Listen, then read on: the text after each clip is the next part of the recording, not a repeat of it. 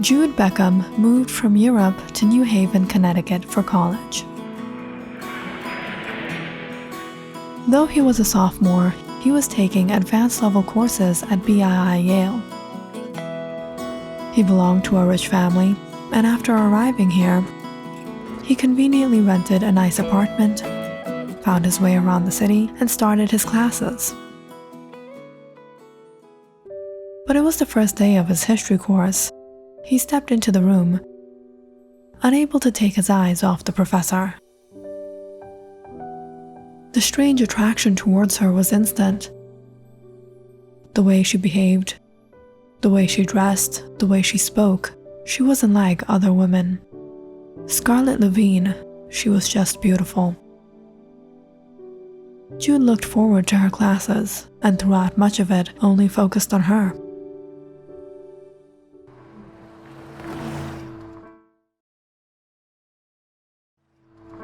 He wanted to know about her. Was she married? Was she dating anyone? She lives alone.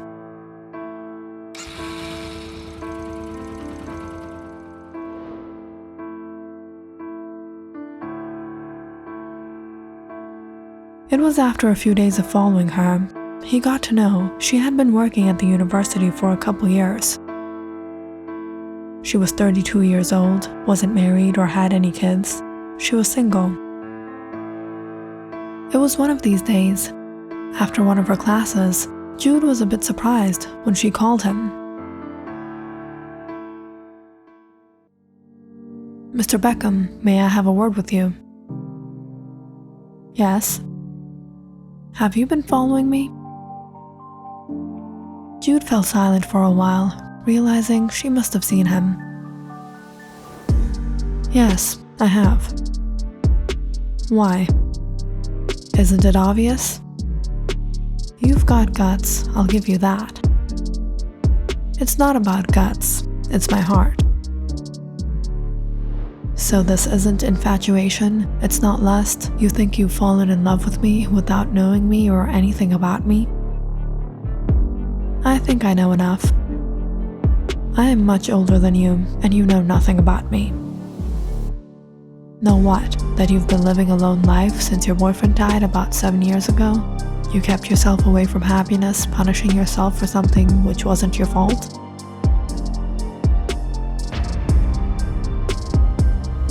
"How did you know all this?" "I told you, it's about my heart. You think I fell in love with you because I found you attractive? It may have been attraction at first, but the more I discovered about you, the more I fell in love with you. Now what? You're trying to be my savior, rescuing me from my guilt and loneliness?" "No, I want you to be part of my happiness. I'm absolutely selfish. I don't think I'll be happy without you." "Well, in that case, I'm not going to give myself to your selfish obsession." Hearing the harshness in her tone, Jude was hurt.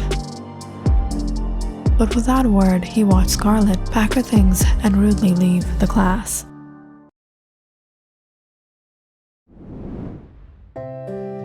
A few days later, on her next class, Scarlett sat at her desk, watching her students walk in, all except for Jude Beckham.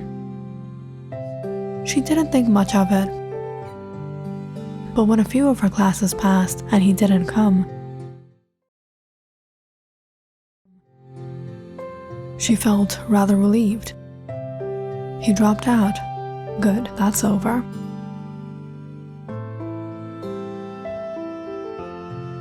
But even when she wasn't at the university, when she was home, she found herself checking out her window to see if he was there. But he wasn't. There was something about him that she just couldn't forget. There was a strange intensity in him, yet he was so young. It was attractive. When the days turned to weeks, Scarlett started to get curious as to how he was. And she went to the university office to try to figure what other classes he had. That's when she realized Jude hadn't been attending any of his classes. Feeling a bit guilty, Scarlett decided to go meet him.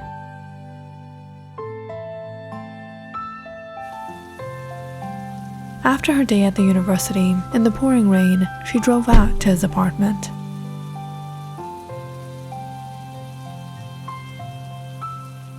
On a rainy evening, Jude answered the door to find Scarlett. "Come on in." Scarlett was surprised by how casual and calm he was. She stepped in, looking around at his lavish apartment. "Nice apartment. Your parents must be very rich." "Yes, they are. May I have a towel? I'm all wet." "Sure." As Scarlett took a seat by the drawing room windows, staring out at the gloomy clouds scattered over the city, Jude arrived with 2 cups of coffee and handed her a towel. Scarlett dried herself as she passed a glance at him, watching her. "Are you not going to ask me why I'm here?" "No. I came here today to tell you not to drop out of college because of a silly infatuation. It happens with all of us. I used to like one of my professors, but believe me, you're young. You'll get over it soon. You'll find someone else, so enjoy your life." I wasn't going to drop out, and if I wanted, I could have found other girls and had those kind of fun, but that's not what I'm looking for. You're so young, but so intense.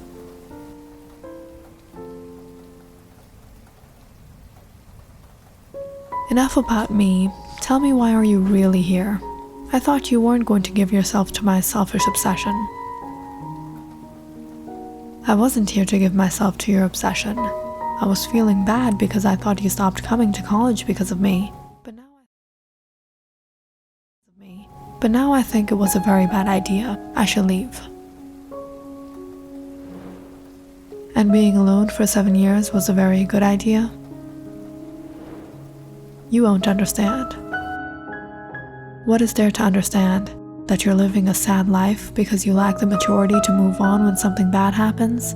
Many things do happen in life, but you have to be mature about it and move on. Those last words of Jude really got to her, and that evening she spent with him. It's getting late. I should go. It's still raining out. You can stay the night here. Jude, I can't go to work like this tomorrow morning. Alright, so when are we going to see each other again? Well, if you want to meet me, you have to come to my class. And so, Jude and Scarlett's relationship began. He started attending his classes again, but of course, the couple kept their relationship a secret at the university. Professor, here are the assignments from last week. Nice work, Mr. Beckham. But in their secrecy, they also had their share of fun, teasing each other and passing notes. Here's your paper, Mr. Beckham. I hope further assignments won't be submitted late.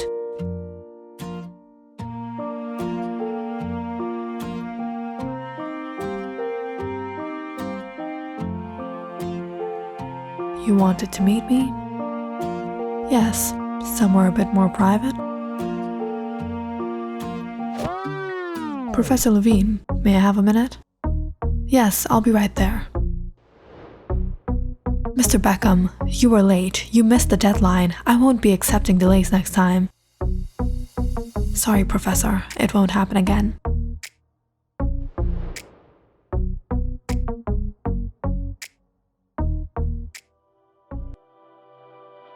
Scarlett started visiting Jude every day at his apartment after work, and Jude sometimes met her at her house, and the days were going by great. Wow, it's 11 already? Aren't you getting late? Yeah, I should go. I'm gonna miss you. Call me soon, okay?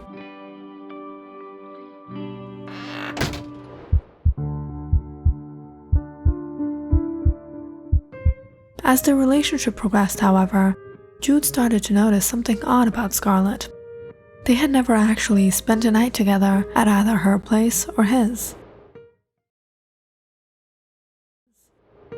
no matter how late she was over or he was there. Once either of them showed any signs of being tired, she started her excuses to leave. It was always casual, but Jude sensed something more to it. And now, after 2 months of dating, it was certainly strange. "Jude, aren't you going to head home?" "No, I think I'm gonna sleep here tonight." "What? No. I sleep alone." "Why? You won't be able to control yourself?" "Yeah, right, like there's anything left to control." "Then what is it?" After a moment of silence, she said, I talk in my sleep." Really? Jude let out a laugh. "That's it?" "Jude, it's really bad. It's completely out of control. It's not just random words. I say horrible things." "I think I'll be fine." "No, Jude, people get scared. Last time I went home on Thanksgiving, my cousin was staying with me, and she heard me talking."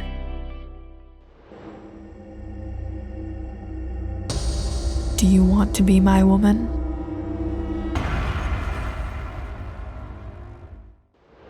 I wasn't even aware of it, but she showed me the recording. I tried recording myself many other times, but I realized it only happens when I sleep with someone. "It's alright. My grandma was from rural Greece. I grew up listening to her scary folklore. I think I can handle it." The first night, the couple lay in bed together. Scarlett turned to Jude. "If it becomes too much, you can go sleep on the couch. Or I can push you off the bed. If you do that, you'll see my real wrath." So Scarlett closed her eyes, listening to Jude breathing beside her, until she drifted off.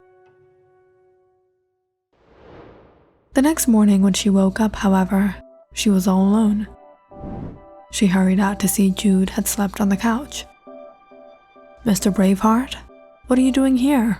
Was I too scary for you?" "No, you were snoring too much." Scarlett shook her head, chuckling. "Aren't you going to go to college?" "Not today. I'm feeling a little under the weather." "It's a good thing you're rich, because with all the absence you gave so far, you'll have to repeat this semester." That morning, Scarlett got ready and headed out for work. Around 7, she returned with some takeout to find Jude plopped out on the sofa. "Have you been slouching on the couch the whole day?" "No, I went out for a while."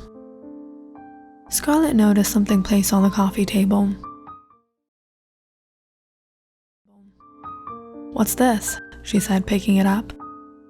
"Saw it at the store, thought it was cool, so I bought it." "But what is it?" Trying to figure it out, Scarlett pressed on the middle, and instantly 2 sharp blades sprung out, piercing her hand. "Ouch! It's a 2-sided knife. Could have told me before I pressed it." "Hold on, I'll get the first aid kit." After dressing up Scarlett, she and Jude had dinner and got ready for bed. "Are you sure you don't want to sleep on the couch?" "No, I'm good. Picked up some earplugs from the store too." Just a while into closing her eyes, Scarlett fell sound asleep. But Jude lay there wide awake, waiting for the right moment to step out. He slowly got out and went out to prepare what he needed.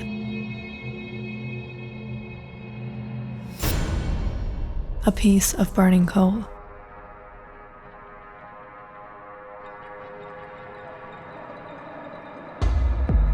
Jude hadn't told Scarlett anything of what happened the previous night, but something horrifying had indeed happened. He was awake, curious to hear her speak, but the first part of the night she was silent, and he dozed off. However, around midnight, he woke up hearing a strange voice. It wasn't Scarlett's, but when Jude opened his eyes, he saw her sitting there, a blank expression in her eyes. He realized the voice was coming from her. "You want to have a share of my woman? I'll tear your skin and crush your bones." At first, Jude thought Scarlett was trying to scare him, But then he realized she was talking in her sleep. "I'll drink your blood. I'll chew the flesh off your bones." As Scarlett continued to speak, Jude was frightened seeing her eyes begin to change. This wasn't normal. And when she began to speak obscene things, Jude went out to the living room. But the rest of the night, she kept calling him in that voice. "Come back to me, Jude. I know you can hear me. Come here. Don't you want to be with me?" So Jude planned to take precautions tonight, and just as he thought, he began to hear her voice again. "Jude, come to me. Jude, be with me." Jude picked up the bowl and went back into the bedroom to find Scarlett standing there, staring at him. "You want to have a share of my woman?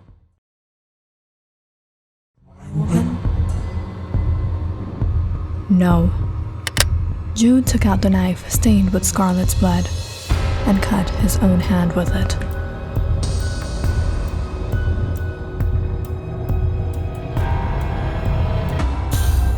As the blood dripped, Jude held it over the burning coal, watching every drop make intensifying smoke. He quickly placed it in front of her, but Scarlett couldn't bear it, and soon she fell on her knees. Jude watched the evil presence leave from her, and soon she fell unconscious.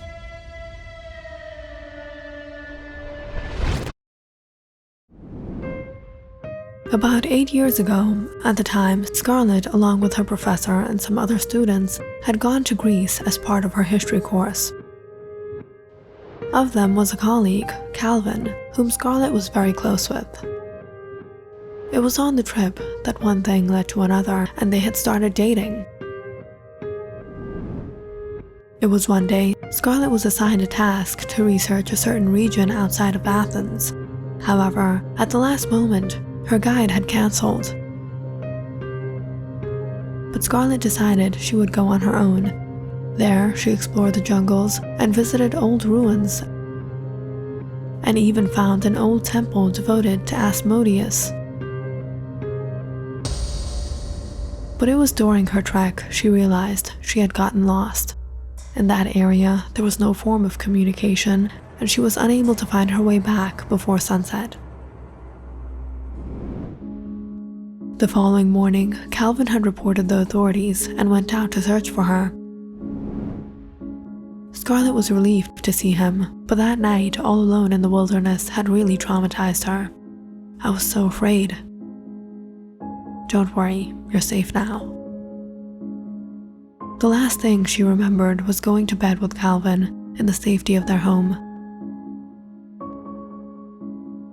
But waking up the next morning to find him lifeless in a horrible condition beside her. The police couldn't figure anything of what happened, and alas concluded Calvin's death caused by wild animals. But Scarlett always remained in guilt, thinking, if it were wild animals, why hadn't she been attacked? And if it wasn't an animal, then was she the one responsible? There was no one else in the house. After that incident, Scarlett returned home devastated, trying to move on, but she couldn't.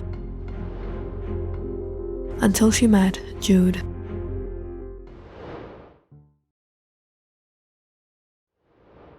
Scarlett woke up sweating and anxious to see Jude sitting in front of her. "You're finally awake." "Jude, what happened?" When I was younger, I used to listen to a lot of folklore from my grandmother. She had once told me about a demon in the jungles on the outskirts of Athens. Asmodeus, a demon of carnal desire, extremely jealous in nature. When he becomes enamored by a woman, he possesses her and slays her partners 7 in a row before he takes her for himself. Last night, when I heard you talk in your sleep, I realized perhaps this demon had imprinted on you. The only reason it couldn't harm you or anyone else was because you had been single all these years. But it's over now. He's left you. Scarlett held her head as she let out a breath. A demon? I need to splash some water on my face. Wait. What? You're beautiful. Scarlett looked at Jude, smiling at her. I'll be right back. But the minute she stepped into the drawing room, she froze in fear. Jude lay lifeless on the floor, the bowl of burning coal beside him, and his hand bleeding out. When the spirit of Asmodeus had released from Scarlett, that Jude began to have trouble breathing. He barely managed to leave the room.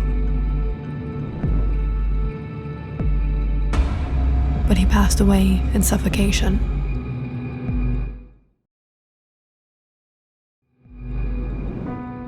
Jude, I told you! I told you!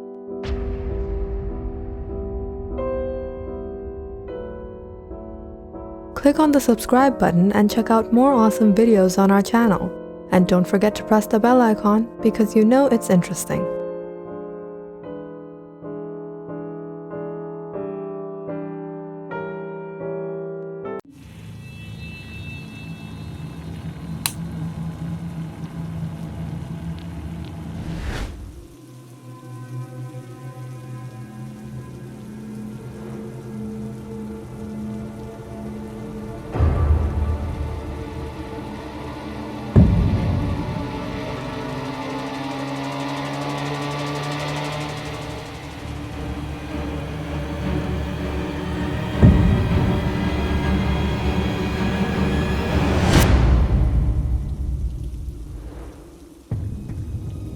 Your days are numbered as you chant this hymn.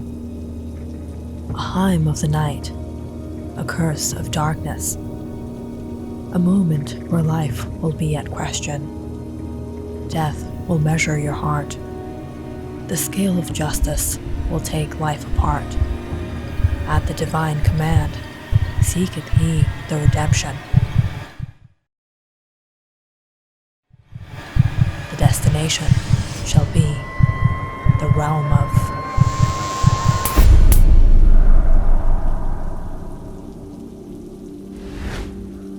What happened to the light?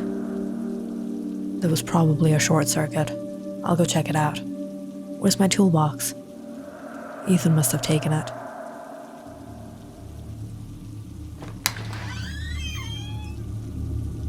Ethan, wake up. Your dad is fixing the electricity panel. Where did you keep his toolbox? Ethan? Ethan? Roger, call an ambulance.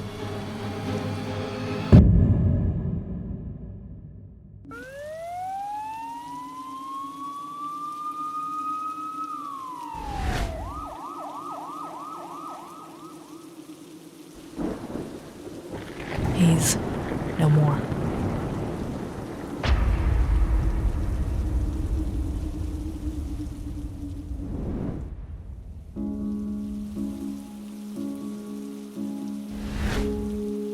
Did you hear what happened to Ethan? He was found dead in his room last night. It's so sad. I heard doctors couldn't figure the cause of his death. He didn't have any injury or any health condition. Yeah, he just died. It's so strange.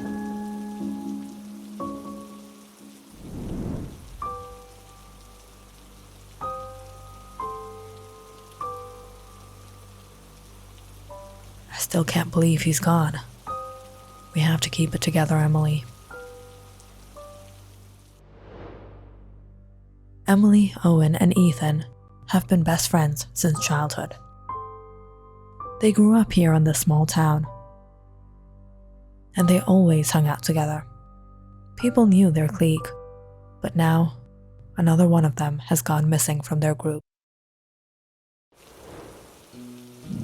Emily, do you think he did it? He figured out how to do it? I don't know, Owen. I don't know. You have to go to his place. You have to get the file. How am I supposed to do that? Make some excuse. We need it. Why don't you do it? If I go, Mrs. Wilson will get suspicious. All right, fine.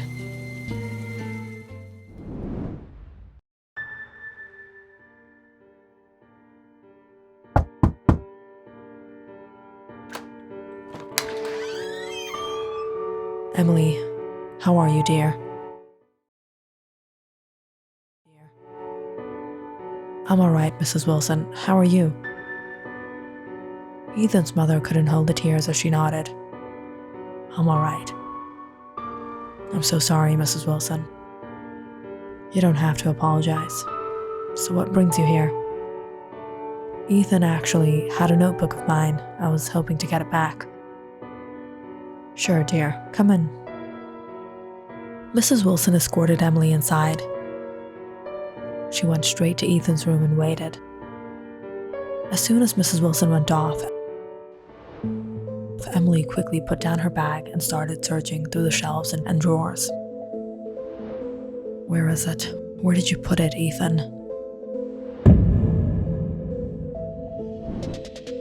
That's when she noticed an old panel on the side of his desk.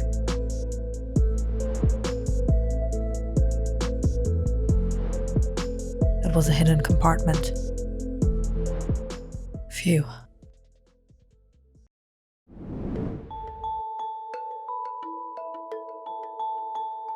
Did you find your book? Yes, Mrs. Wilson. I should get going. It's getting dark. All right, dear. Stay safe.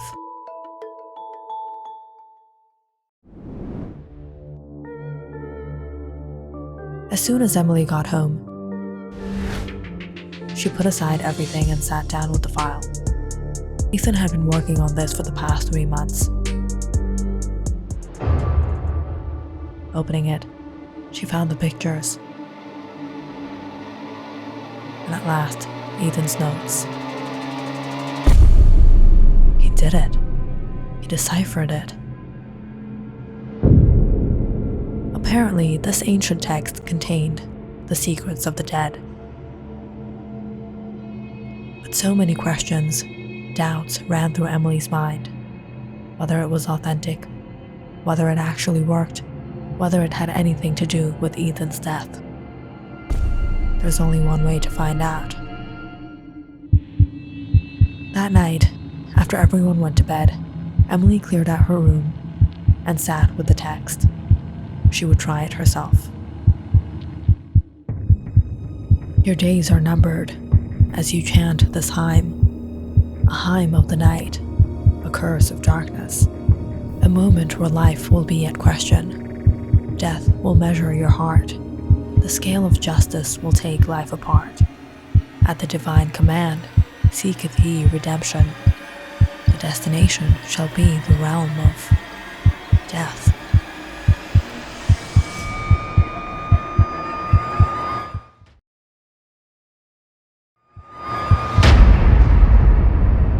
But as Emily opened her eyes, she was still in her room. Nothing happened. Everything was just as it had been. With a sigh, Emily dropped the file into her drawer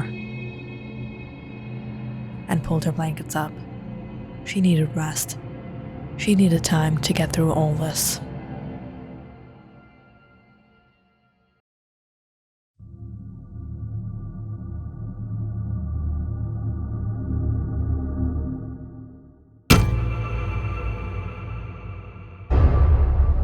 Sometime in the middle of the night, Emily woke up to a noise on her window.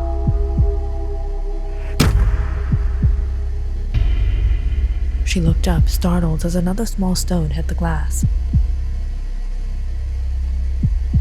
Jumping out of bed, Emily looked out.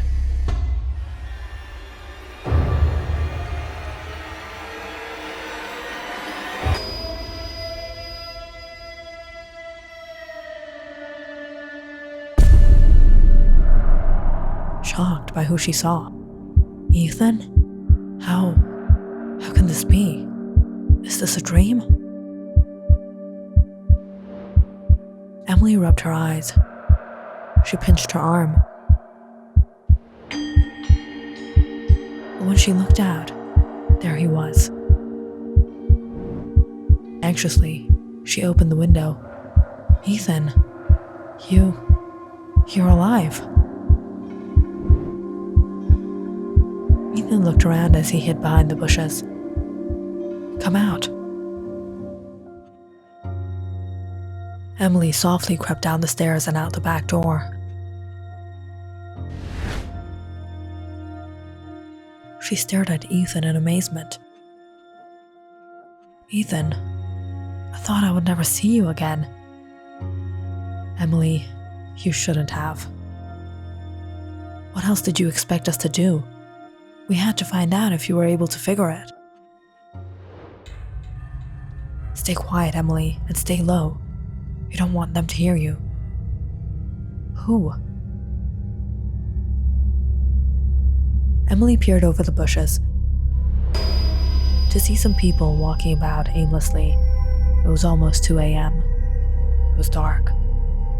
There was something strange about the atmosphere. "Who are these people? Where are we, Ethan? What happened to this place? Come with me." Emily followed after Ethan through the woods.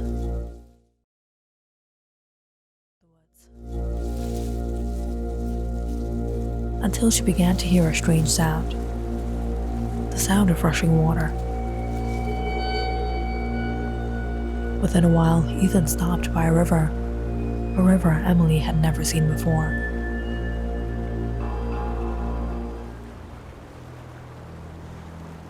The waters were as black as coal.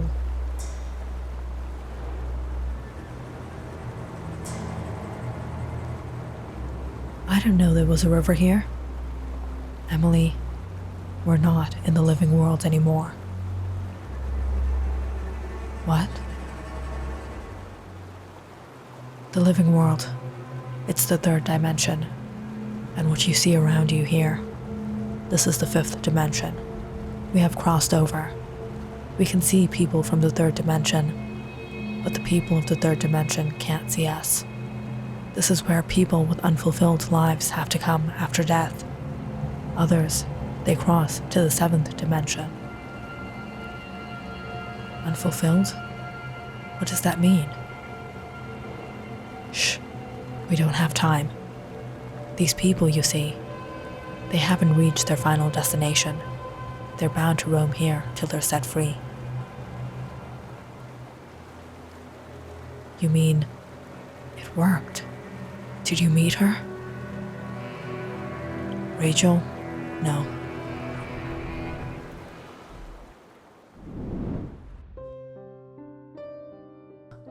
Rachel. She was a friend of theirs. Just 6 months ago, it wasn't just the 3 of them, but 4. But unlike the rest of them, Rachel was quite shy and introvert. It was during spring break. Emily, Owen, and Ethan had planned to go camping, and of course wanted Rachel to come along. "Sorry guys, you know I'm not used to staying away from home." "Come on, grow up, Rachel, it's gonna be fine." On their insistence, Rachel agreed to tag along. And for the most part, the trip was turning out fine. The friends lodged by a hiking trail in the mountains. They set up a campfire, managed to roast up some food, and planned to spend the night under the stars.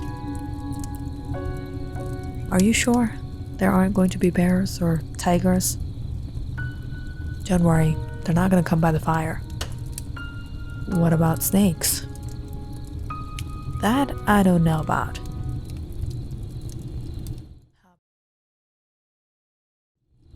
"How about ghosts?" "Why does it always have to be ghosts or creatures? Why can't it be angels?" "Doesn't it seem like demons and creatures and ghosts are more fascinated with humans than the angels?" "I actually heard about angels from my aunt. She said she read this book, The Creatures of Unseen. She read about angels and demons." "A book? What does it say?" Of the angels, there are 3 that rank above all: the archangels of the Lord of Light. They are obedient to the Lord and perform their duties as commanded. The guardian angel, the angel specially designated by the Lord of Light to assist those of humankind who are truly good and righteous, helps them in times of hardship and grief. A guardian, a counselor, a protector to the keepers of a clean heart. The angel of destiny, the one who writes fate. She makes sure that every event comes to pass as was destined. Those who intervene in her way, altering destiny's course, going against that which has been predestined, shall be cursed by the angel of destiny. Death shall visit him 7 times, taking his soul by the last. The angel of death, the one who comes to take man away from his vessel, the vessel onto which man was born. Birth and death is unavoidable, and when the determined time comes to pass for every individual, the angel of death descends to return with their soul. And just as there is the Lord of Light, there is a Dark Lord, one who rules over the underworld. He's forbidden into entering the human world, and can only do so as an incarnate, and of his followers are 3. The Knight of the Dark Lord. No one knows who shall be the knight, not even the Dark Lord himself. He will be the one who shall come help establish the kingdom of the Dark Lord, the one of man who turns into demon through his irrevocable submission to the Dark Lord. The Dark Spirit. The spirit of the Dark Lord who possesses man to do works of unrighteousness, works of impiety and filth, causing man to go mad in his greed for women, for wealth and power. The Worshipper. Of humankind, there are some men who are not human, but equal to demons, committing injustice and oppression to please the Dark Lord. They submit to him and are obedient to him, and will do anything in his cause.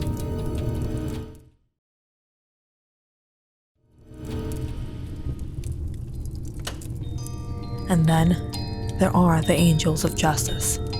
They are neither one of the archangels of the Lord of Light, nor of the demons of the Dark Lord. They're free to do as they will. They fight against the demons of the Dark Lord, against evil and unrighteousness, but have been cut off from their connection to the Lord of Light, for having an ongoing clash with the angel of destiny and the angel of death. They wander the earth, unable to return to the Lord of Light, but are still obedient to him. Wow, that's interesting. You know what else is interesting? My aunt told me there's a page in the book that contains a ritual that can be performed to call an angel to descend. But a human being can never see an angel for themselves. Anyone who wants to meet an angel must close their eyes, for whoever shall cast a glance at them, even for a single instant, will not be able to bear it. And guess what? My aunt, she's blind. Whoa. You mean she saw? She never talks about it. Gossiping amongst each other, friends all eventually fell asleep. It was sometime just before sunrise, however, the rain suddenly started to pour. The friends all hurried to pack their sleeping bags. But Rachel lay there asleep. Come on, Rachel, get up. When Rachel didn't stir, the friends all went to push her, only to realize Rachel was no more. Rachel? Rachel! We have to get her back right now. Rachel had sleep apnea. That night, she passed away in her sleep. The entire night, the 3 friends had been sleeping beside her body, thinking she was alive.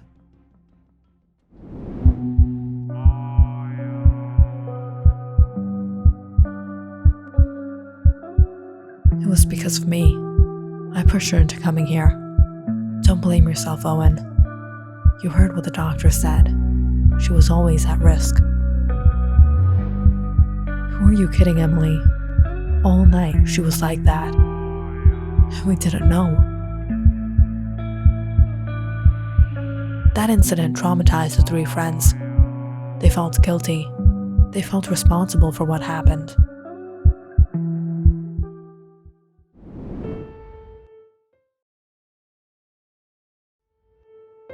And it was ever since then, they grew a fascination with death, with the other realm, wondering if they could contact the dead, if they could contact Rachel.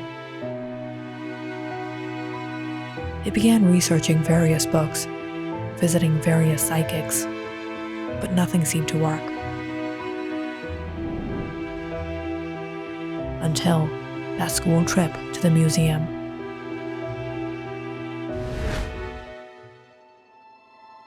Where they found out about the tablets of death. These ancient tablets were discovered in a cave by the Red Sea. From the carbon dating and certain indications, scientists have linked the scriptures to revelations of death. This tablet thus has many names. Some call it the letter of Anubis, others the tablet of Thanatos, but no one knows the origins of this ancient text for certainty. Until date, no one has been able to decipher the contents of this tablet. The language in which it has been inscribed is more primitive than that found on the Rosetta Stone, which holds the key to understanding Egyptian hieroglyphics. Attempts to decipher the tablet is still running today, but to no success.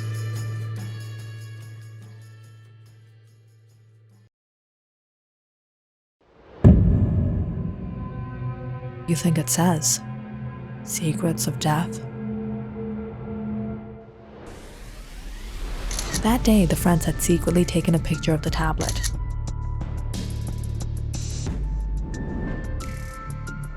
And Ethan, being the smartest one from among them, was the first to give it a try at deciphering it.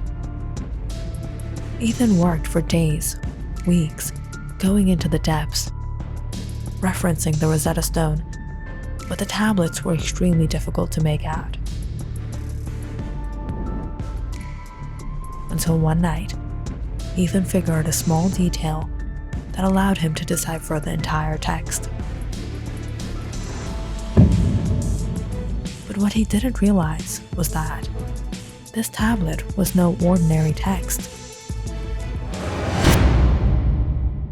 It was a passage to the fifth dimension.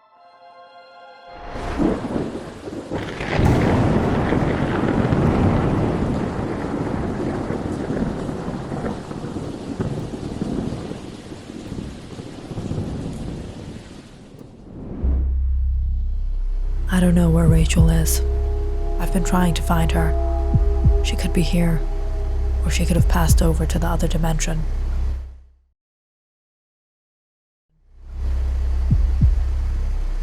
How do we get out of here? I don't know. But Ethan, they've buried your body. As I was researching, there are ways you can rejuvenate old bodies.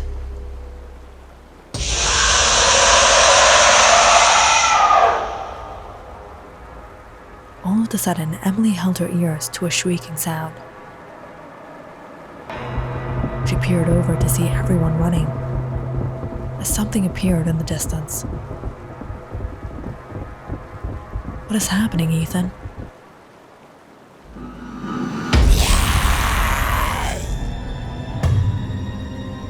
That's when they all turned to gaze at them.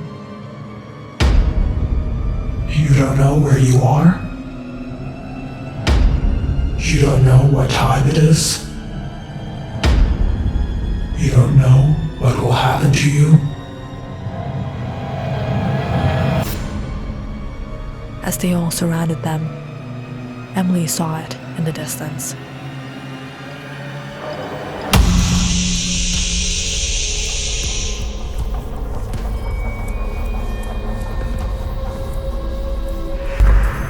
What is that? Ethan, who is he? Run.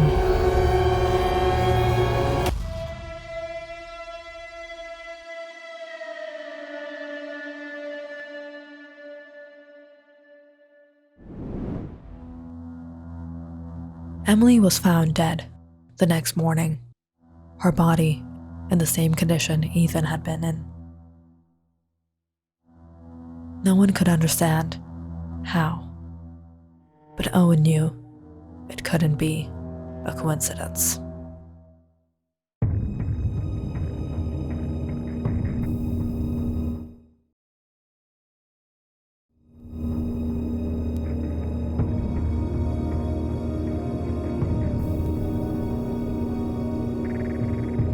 Click on the subscribe button and check out more awesome videos on our channel. And don't forget to press the bell icon because you know it's interesting.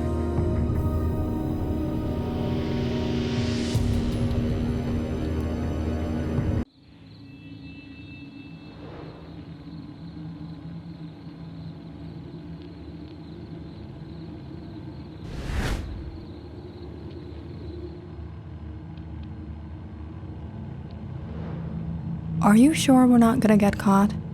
Don't worry, nobody will know.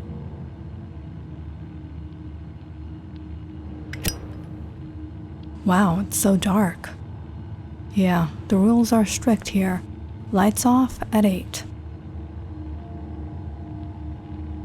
Wait, what if your new roommate snitches on you? No, she's the most innocent girl ever, but she might be asleep. Let me check first.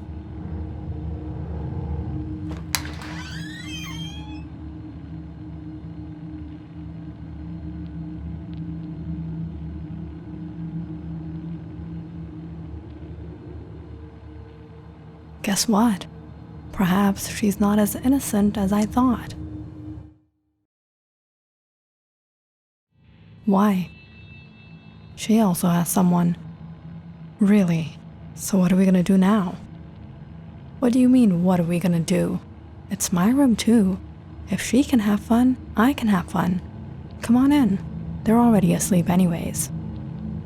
Well, it's gonna be one strange morning. I don't think so. You'll have to leave before morning.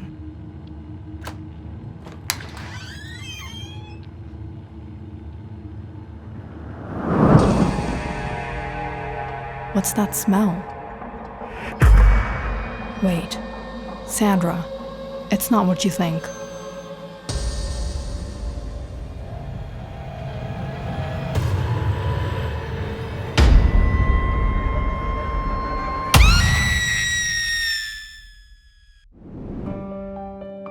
It has been 8 years since Vivian last saw Elisa.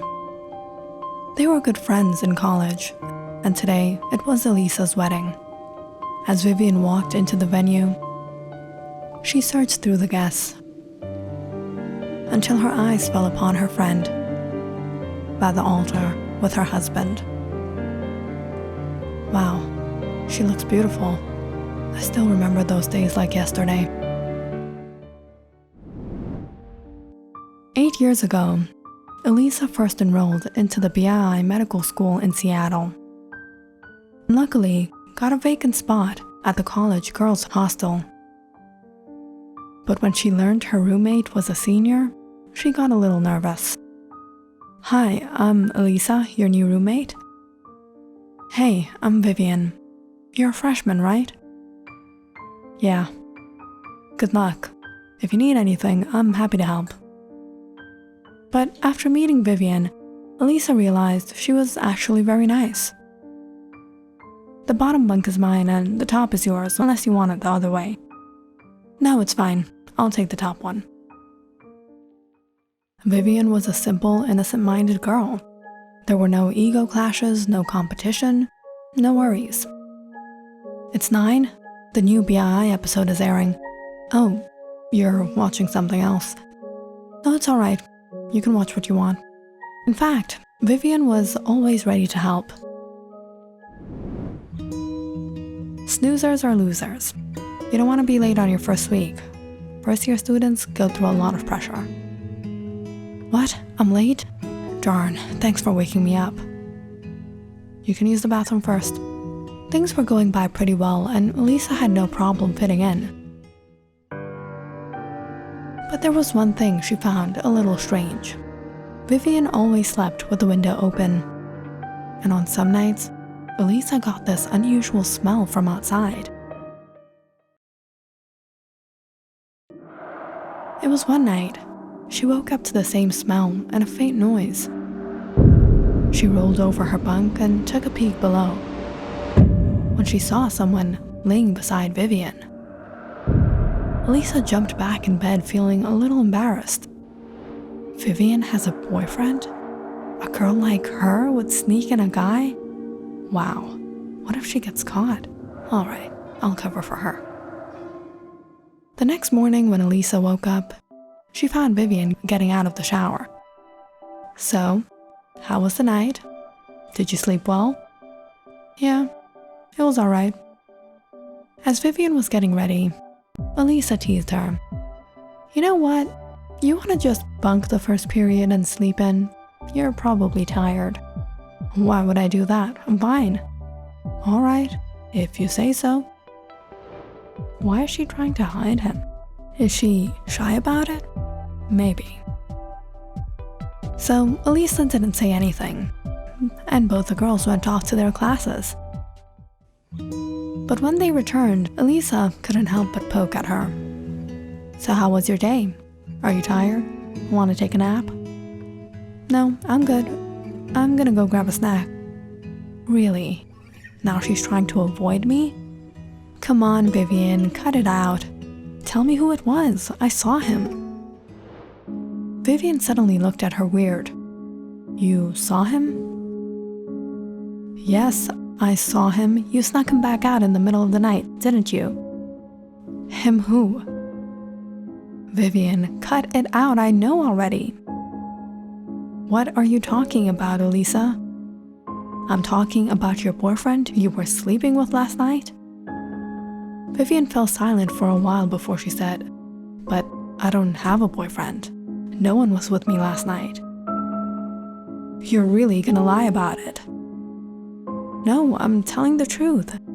No one was sleeping beside me, Elisa. Really? Then what did I see? Looking at Vivian's confused expression, Elisa herself fell in doubt. Did she mistake something? She didn't argue with Vivian anymore.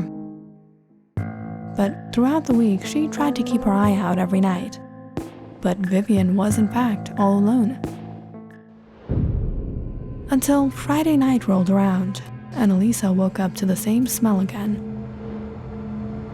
She slowly peeked over her bunk to see a guy sleeping beside her. Alright, this time I'm sure. So she was lying about it. But what is she gonna say this time? Darn, if I didn't have an exam tomorrow, I would have caught them red-handed.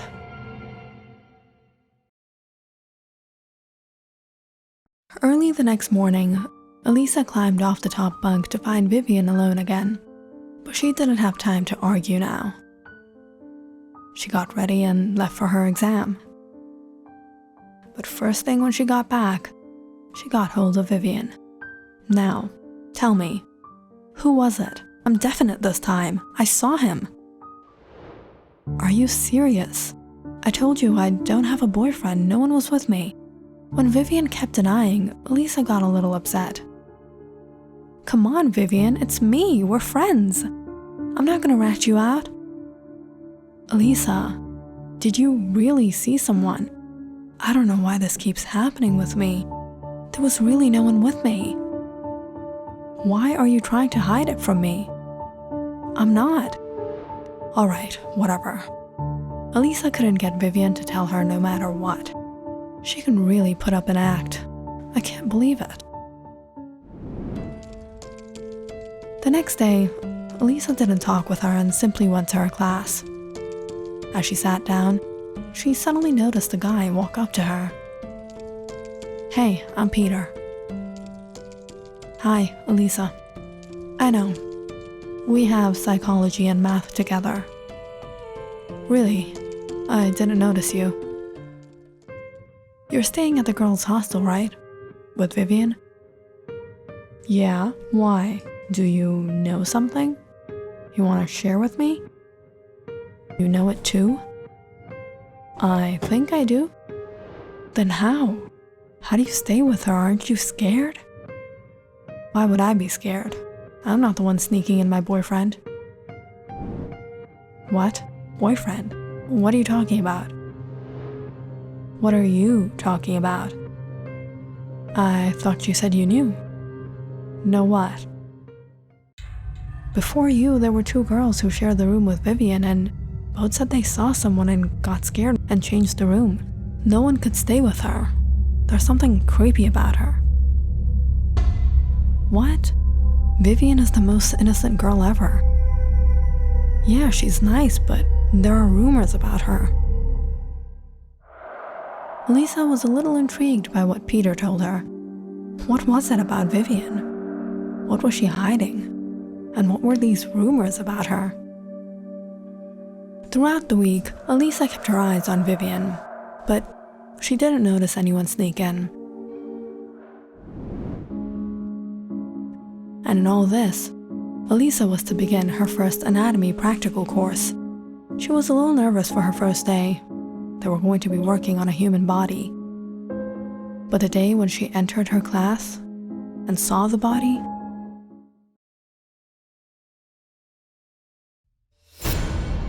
she got a familiar smell. That smell, I've smelled that before. Elisa froze, realizing where she had smelled that. Every time she had seen Vivian with him, every time he came into the room, she got the smell.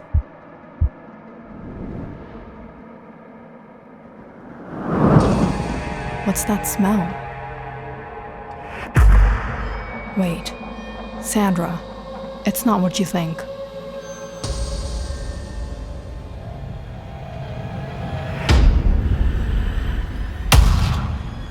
That night, Jack, who was a senior student, had gotten the same smell, realizing it was from a cadaver. Horrified, Sandra yelled out. When Vivian woke up and turned on the lights,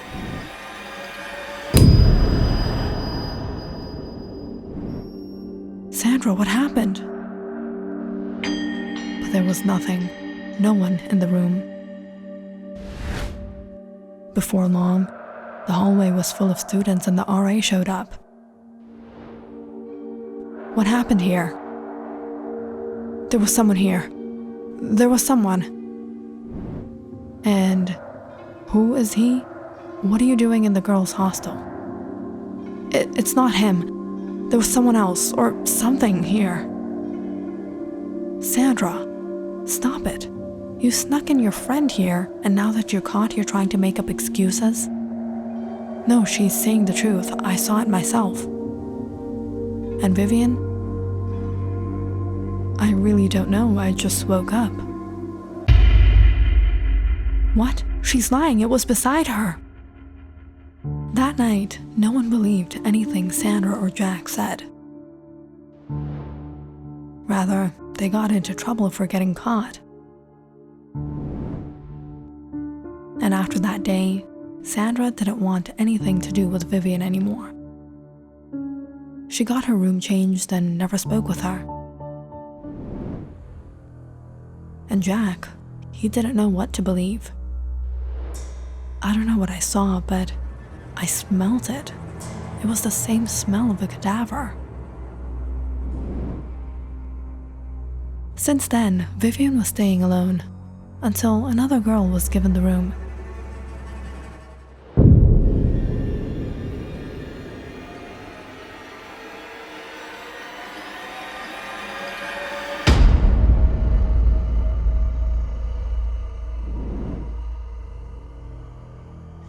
But only within a few weeks, she too left.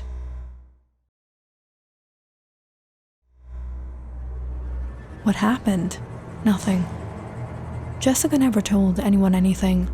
She didn't know who would believe her. But she too saw something sleeping beside Vivian. But the moment she would turn on the lights, it would vanish.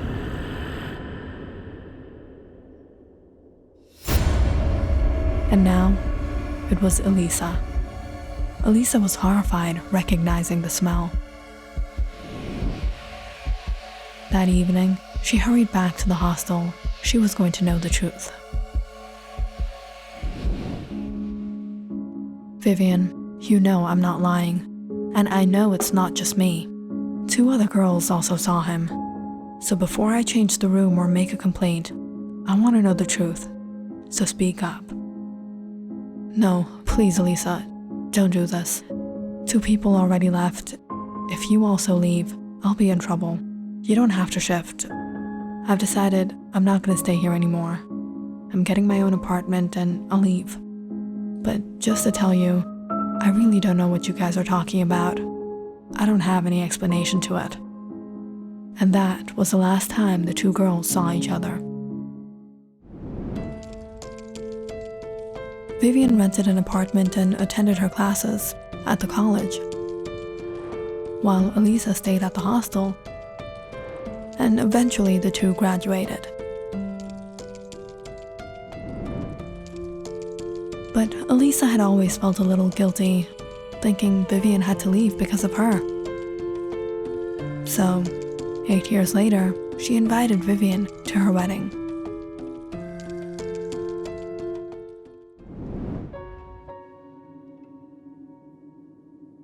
Noticing Vivian, Elisa rushed to meet her. Vivian handed her the bouquet of flowers and hugged her. Congrats. Seeing you after so long, how has it been? It's been good. Meet Henry, my husband. Henry, this is my good friend Vivian. Hello.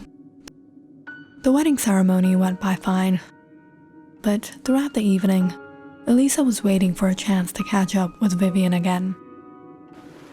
And that night, the 2 girls sat by the boardwalk to talk. Vivian, did it ever happen again? The thing in your sleep?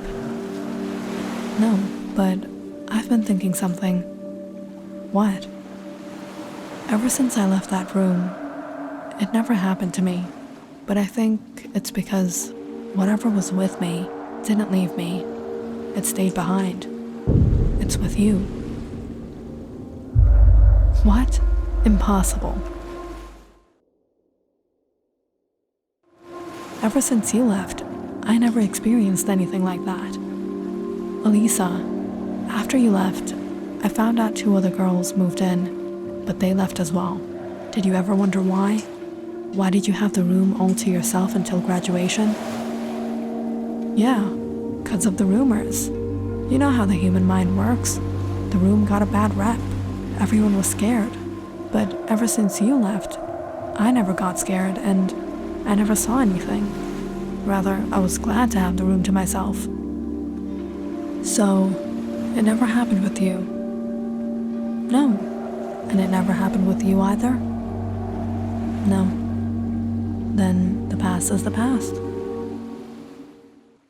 After reuniting so many years later, Elisa was happy to patch up things with Vivian. And after the party that night, she was exhausted. This was the first night she and Henry were officially living together after their 3-year relationship.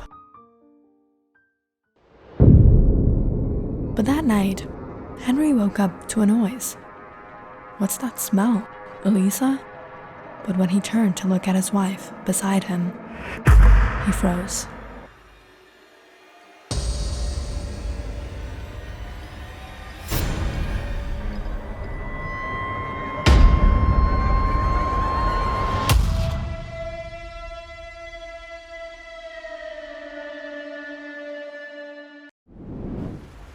Almost 20 years ago, when Vivian was only 6 years old, she and her parents had gone to Montauk one summer on vacation.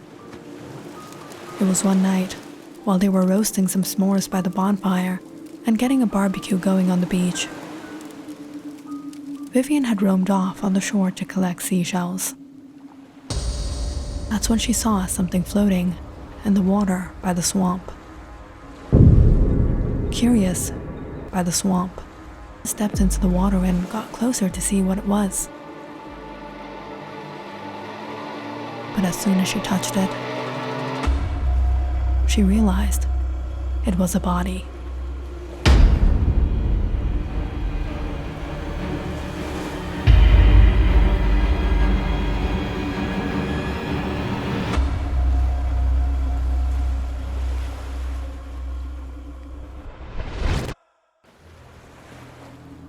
When her parents realized she was gone, they went searching for her.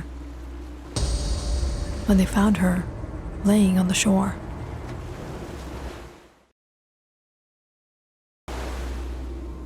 Vivian, what happened? Why are you all wet? It was nothing.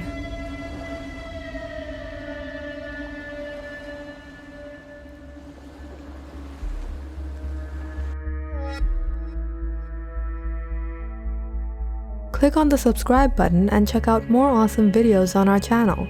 And don't forget to press the bell icon because you know it's interesting.